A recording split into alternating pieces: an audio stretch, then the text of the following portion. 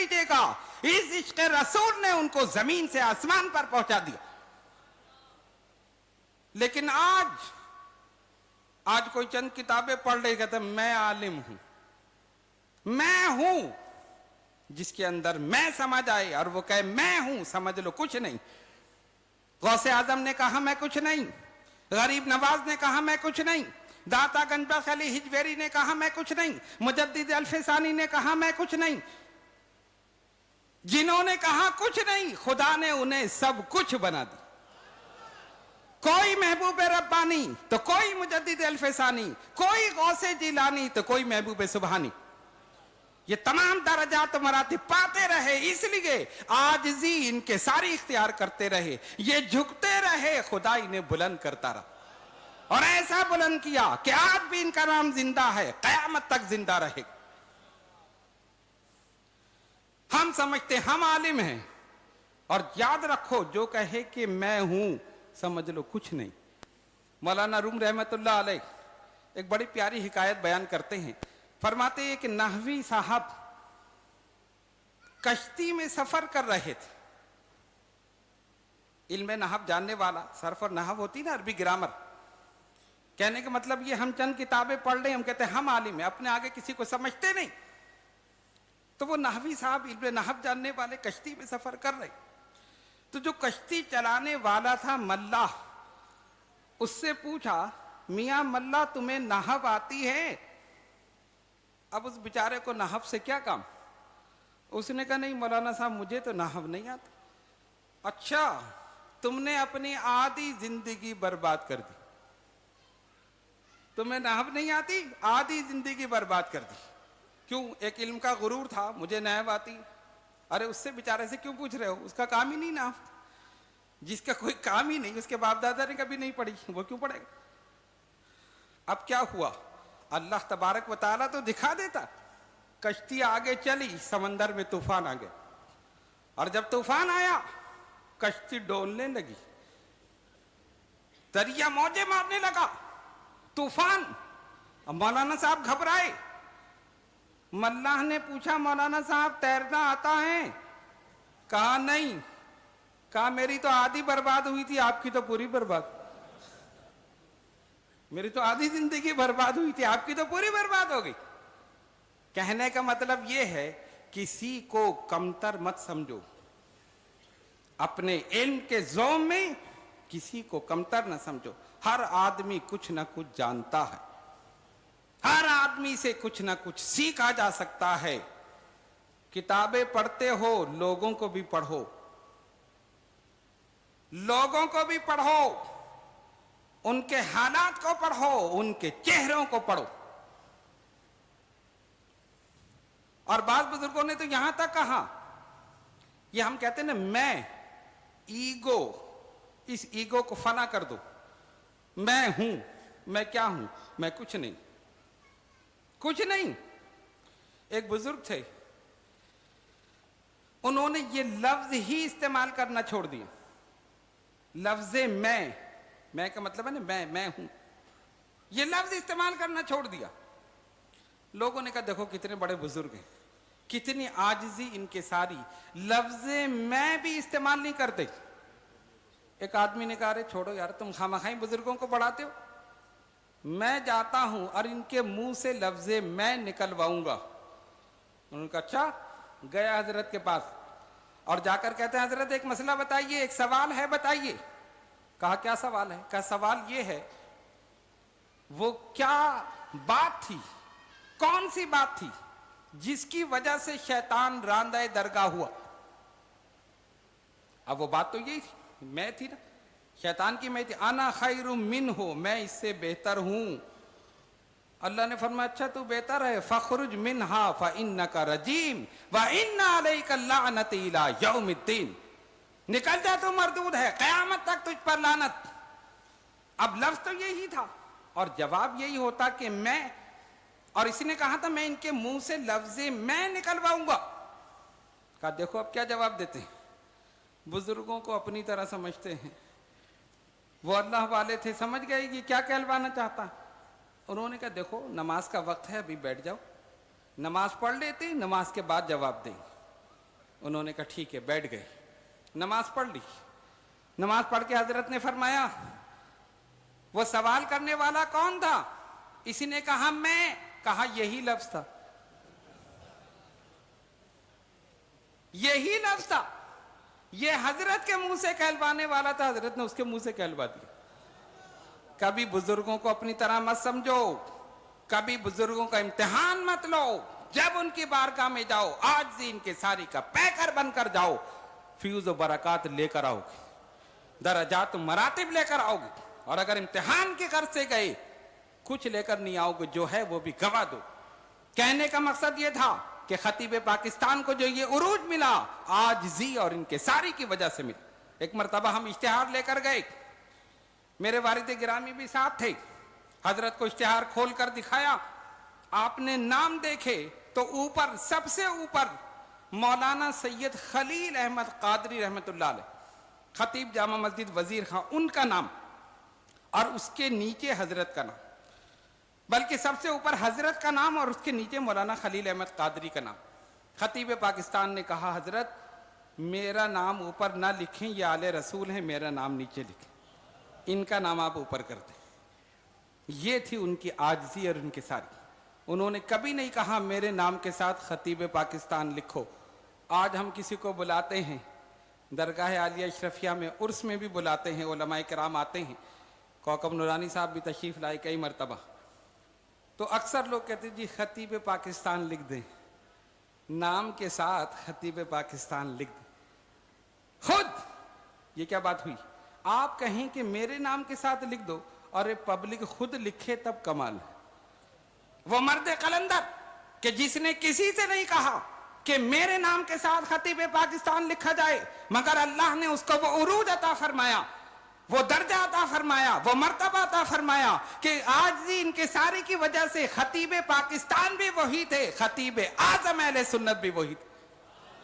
منع کرتے تھے لیکن لوگ ان کے نام کے ساتھ لکھتے تھے، اور یہ لفظ ان کے نام کا جز بن گیا تھا۔ ایسی شہرت اللہ تبارک و تعالیٰ نے انہیں عطا فرمائی، آج ان کے ساری کی وجہ سے، خلوص کی وجہ سے، عشق رسول صلی اللہ علیہ وسلم کی وجہ سے۔ انہوں نے نہ صرف تقریری طور پر باطل فتنوں کا مقابلہ کیا، تحریری طور پر بھی مقابلہ کی۔ تعارف علماء دیوبند موجود ہے، جس کو پڑھ کر تمام لوگ دیکھ سکتے ہیں کہ ان کی کیا حرکتیں اور کیا چیزیں۔ طلاق ثلاثہ موجود ہے، ذکر جمیل موجود ہے، اور دیگر ان کی کتب، راہ عقیدت ان کا سفر نامہ موجود ہے، جس میں عقیدت اور محبت کے ساتھ غوث جیلانی اور امام اعظم اور دیگر ائمہ کے انہوں نے ذکر کیا ہے۔ پتہ چلتا ہے کہ کوئی عاشق اپنے محبوبوں کا ذکر کر رہا۔ تحریری طور پر بھی جہاد کیا، تقریری طور پر بھی جہاد کیا، اور جب کوئی مسئلہ اٹھتا، کوئی فتنہ اٹھتا، خطیب پاکستان اسی وقت اس کی سرکوبی کے لیے تیار ہو جاتے۔ سنیوں کو اطمینان ہوتا کہ ہمارا سالار موجود، ہمارا جرنیل موجود ہے۔ یوم تبیض وجوہ وتسود وجوہ، کچھ چہرے سیاہ ہوں گے اور کچھ سفید ہوں گے۔ سفید چہرے والے خدا کی قسم وہی ہیں جو وہاں لیٹے ہوئے، جو وہاں آرام فرما ہیں۔ آج اگر ہم چاہتے ہیں کہ ہمارے چہروں پر بھی اسی طرح نور ہو تو عشق رسول اپنے سینوں میں پیدا کرو، محبت رسول اپنے دل میں پیدا کرو، خلوص اور محبت کے ساتھ سنیت کی خدمت کرو، اپنی ایگو کو، اپنی انا کو فنا کر دو، عاجزی اور ان کے ساری اختیار کرو۔ اللہ تبارک و تعالیٰ نے ان کو وہ عروج عطا فرمایا صرف اس وجہ سے۔ ان کے پاس کوئی ظاہری طور پر ڈگری نہیں تھی، پی ایچ ڈی کی ڈگری خطیب پاکستان کے پاس نہیں تھی، دیگر دنیاوی ڈگریاں ان کے پاس نہیں تھی، لیکن یہ پی ایچ ڈی کرنے والے اور یہ ڈگریاں لینے والے ان کی تقریریں سن کر اپنی تقریریں تیار کرتے، ان کے خطابات سن کر اپنے خطابات تیار کرتے۔ اللہ تبارک و تعالیٰ نے یہ مقام اور یہ مرتبہ عطا کی۔ جب وہ دنیا سے گئے دو چیزیں چھوڑ کر گئے۔ کون سی دو چیزیں؟ ایک اپنی یاد اور ایک اپنی اولاد۔ دو چیزیں چھوڑ کر گئے، ایک اپنی یاد اور ایک اپنی اولاد۔ الحمدللہ ہم نے دونوں کو سینے سے لگا کر رکھا۔ ان کی یاد بھی ہمارے سینے میں ہے، ان کی اولاد بھی ہمارے سینے۔ اگرچہ کافی عرصے کے بعد ملاقات ہوتی ہے، لیکن الحمدللہ دوری نہیں ہے، دل سے قریب۔ اللہ تبارک و تعالی ان کے علم عمل میں برکت عطا فرمائے، اور اس 33 سال کے عرصے میں انہوں نے جس محنت، شوق، لگن، ولولے کے ساتھ کام کیا، اور یہ عمارت اس کا منہ بولتا ثبوت ہے کہ خطیب پاکستان نے اپنے پیچھے خالی جگہ نہیں چھوڑی، اپنا ایک جانشین چھوڑا۔ اور میرا ایمان یہ کہتا ہے، میرا وجدان یہ کہتا ہے کہ آج ان کی روح پکار رہی ہوگی کہ مجھے دیکھنا چاہتے ہو تو میرے شہزادے کو دیکھ لو، مجھے سننا چاہتے ہو تو میرے شہزادے کو سن لو۔ اور آخری بات کر کے اپنی گفتگو کو ختم کروں۔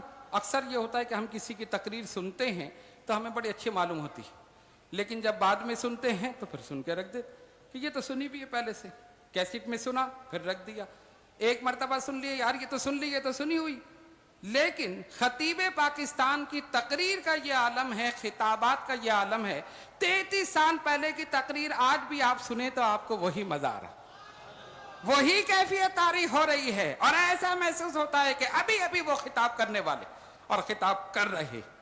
یہ وجہ کیا ہے؟ یہ ان کا خلوص ہے، یہ ان کی محبت ہے، یہ ان کی روحانیت ہے، اور عشق رسول کا نور ہے جو ان کے چہرے پر تھا اور ان کی آواز سے ظاہر تھا۔ اللہ تبارک و تعالی بے شمار رحمت نازل فرمائے ان کے مرقد مبارک پر، اور ان کا مشن جو وہ لے کر چلتے رہے، سنیت کو زندہ کیا، سنیت کے لیے زندہ رہے، اور مرتے دم تک سنیت کے لیے کام کرتے رہے۔ اللہ رب العالمین ہم سب کو بھی وہ جذبہ عطا فرمائے، اور ان کے نقش قدم پر چلنے اور ان کے مشن کو زندہ رکھنے کی توفیق عطا فرمائے۔ وآخر دعوانا الحمدللہ رب العالمین۔ سبحان اللہ۔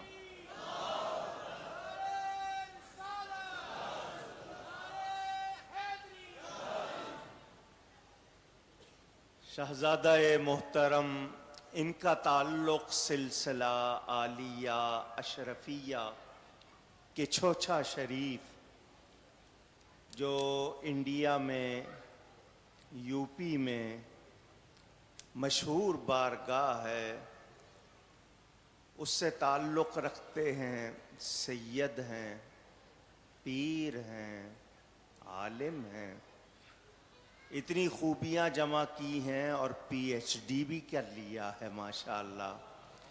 لیکن جس طرح دنیا بھر میں تحریر اور تقریر کے ذریعے محنت کر رہے ہیں، اللہ تعالیٰ ان کو، ان کے بھائیوں کو، گھرانے کو سلامت رکھے۔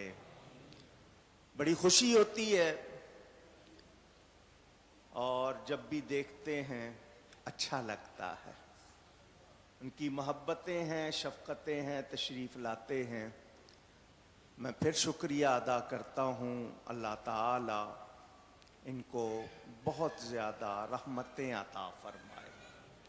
ہر سال خانوادہ اعلیٰ حضرت فاضل بریلوی رحمۃ اللہ علیہ کے کراچی میں جو بزرگ حضرت قبلہ مخدوم اہل سنت پیر شوکت حسن صاحب نوری تشریف لایا کرتے تھے، اس وقت ان کی طبیعت بہت ناساز۔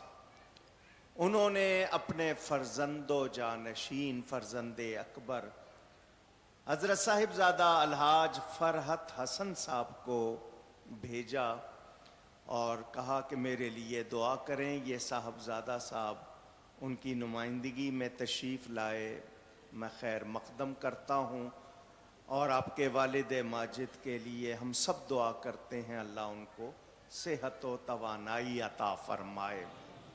حضرت مفتی اعظم افریقہ علامہ مولانا محمد اکبر صاحب ہزاروی کا تعلق پاکستان سے ہے، پیدا یہیں ہوئے، یہیں پڑھا۔ ساؤتھ افریقہ جس کو ہم اردو میں جنوبی افریقہ کہتے ہیں، وہاں گئے تو ایک صاحب نے ان کا پاسپورٹ لے کر پھاڑ دیا۔ کیوں؟ آپ کو واپس نہیں جانے دیں گے۔ جب پاسپورٹ ہی نہیں ہوگا تو سفر کہاں سے کریں گے آپ؟ وہاں ان کو رکھ لیا۔ والد صاحب کی تمنا تھی کہ وہاں دارالعلوم بنے، ایک صاحب نے بنایا لیکن نہیں، تو وہاں دارالعلوم بنایا. اس کے پہلے دن سے آج تک یہ فقیر جب بھی گیا ہے یا یہاں رہا ہے، اس کی آپ یوں سمجھ لیجئے کہ مفتی صاحب کا کبھی بھی ان کو یہ احساس نہیں ہونے دیا کہ وہ اکیلے ہیں. اور ان کی یہ محبت، سفر کرتے ہیں، خود آتے ہیں، خود ٹکٹ خرچ کر کے آتے ہیں، اور ابھی بھی مدینہ منورہ ہوتے ہوئے آج ہی پہنچے ہیں. ان کا اصل خطاب صبح ہوگا، اس وقت وہ مختصراً آپ سے خطاب کریں گے، اور اس کے بعد ہمارے مہمان خصوصی کو آپ سنیں گے. حضرت مولانا عاشق حسین سعیدی صاحب، جماعت اہل سنت کے پیر صابر زمان صاحب، مولانا محمد شریف صاحب، سید حماد حسین صاحب اور دیگر جتنے تشریف لائے، میں سب کا شکریہ ادا کرتا ہوں. صاحبزادہ صاحب سے آج ہم نعت شریف سنیں گے، صاحبزادہ فرحت حسن صاحب سے سلام سے پہلے. اب میں دعوت خطاب دوں گا مفتی اعظم افریقہ حضرت مولانا محمد اکبر صاحب ہزاروی کو. ذرا محبت دکھائیے. نعرہ تکبیر، نعرہ رسالت، علماء اہل سنت.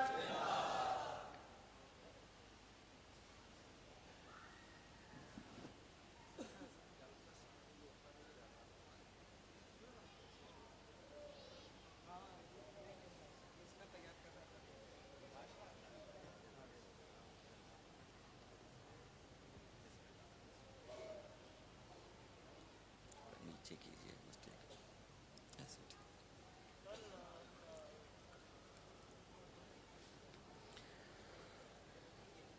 بسم اللہ الرحمن الرحیم. الحمد للہ الذی قال فی شان حبیبہ ان اللہ وملائکتہ یصلون علی النبی یا ایہا الذین آمنوا صلوا علیہ وسلموا تسلیما. اللہم صل علی سیدنا و مولانا محمد وعلی آلہ وصحبہ وبارک وسلم. الصلاة والسلام علیک یا سیدی یا رسول اللہ وعلی آلک واصحابک یا شفیع المذنبین.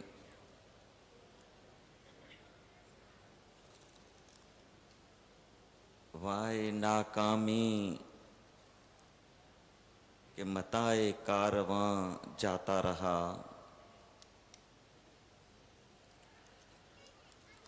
وائے ناکامی کہ متاع کارواں جاتا رہا، کارواں کے دل سے احساس زیاں جاتا رہا.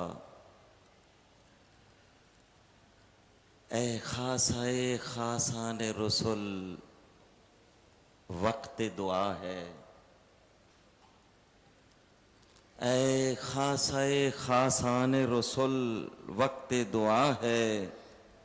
امت پہ تیری آ کے عجیب وقت پڑا ہے. جو دین بڑی شان سے نکلا تھا وطن سے، آج پردیس میں وہ غریب الغربا ہے.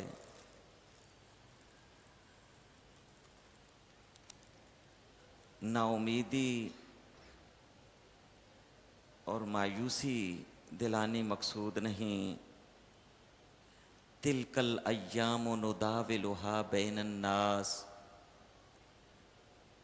یہ دن اقوام کی زندگیوں میں گردش کرتے رہتے ہیں.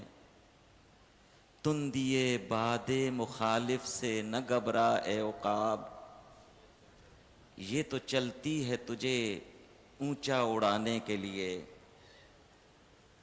انشاءاللہ تبدیلی آئے گی. نگاہ مرد مومن سے بدل جاتی ہیں تقدیریں، نگاہ مرد مومن سے بدل جاتی ہیں تقدیریں، جو ہو ذوق یقین پیدا تو کٹ جاتی ہیں زنجیریں۔ نگاہ میں تاثیر کے حصول کا بنیادی ذریعہ رسول معظم علیہ السلام کی عظمت ہے۔ رسول پاک کی عظمت کا جس کو اعتراف نہیں، رسول پاک کی عظمت کا جس کو اعتراف نہیں، ہزار حج بھی کرے پر گناہ معاف نہیں، ہزار حج بھی کرے پر گناہ معاف نہیں۔ زباں پہ اللہم لبیک، نعرہ تکبیر، نعرہ تکبیر، نعرہ رسالت، نعرہ رسالت، علماء اہل سنت۔ توجہ فرمائیں، رسول پاک کی عظمت کا جس کو اعتراف نہیں، ہزار حج بھی کرے پر گناہ معاف نہیں۔ زباں پہ اللہم لبیک اور دل میں بغض نبی، زباں پہ اللہم لبیک اور دل میں بغض نبی، یہ کعبے پاک کے پھیرے تو ہیں پر طواف نہیں، یہ کعبے پاک کے پھیرے تو ہیں پر طواف نہیں۔ خطیب اعظم مجدد مسلک حق، محسن اہل سنت، حضرت علامہ مولانا محمد شفیع اکاڑوی، اللہ ان پر کروڑ کروڑ رحمتوں کا نزول فرمائے۔ دل سے آمین کہیں، جذبات کے ساتھ، محبت کے ساتھ، تاکہ دل سے نکلی ہوئی آپ کی دعا اللہ کی بارگاہ میں قبول ہو، اور یقیناً قبول ہے انشاءاللہ۔ ان کے مرکز اقدس پر اللہ کی رحمتوں کا نزول ہو رہا ہے۔